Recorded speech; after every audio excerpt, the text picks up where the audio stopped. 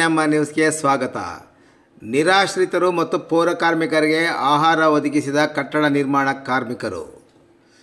Corona ಸೋಂಕು ಹಿನ್ನೆಲೆಯಲ್ಲಿ ನಿರಾಶ್ರಿತರಿಗೆ ಮತ್ತು ಪೌರ ಕಾರ್ಮಿಕರಿಗೆ ಇಲ್ಲಿನ ಕಟ್ಟಡ ನಿರ್ಮಾಣ ಕಾರ್ಮಿಕರ ಸಂಘದ ವತಿಯಿಂದ ಇಂದು ಬೆಳಗ್ಗೆ ತಿಂಡಿ ಮತ್ತು ಮಧ್ಯಾಹ್ನ ಊಟವನ್ನು ನೀಡುವ ಮೂಲಕ ಮಾನವೀಯತೆಯನ್ನು ಮೆರೆದರು. ಶ್ರಮಿಕ ವರ್ಗದವರು ಸಮಾಜದಲ್ಲಿ ಅತಿ ಮುಖ್ಯವಾದ ಪಾತ್ರ ನಿರ್ವಹಿಸುತ್ತಾರೆ.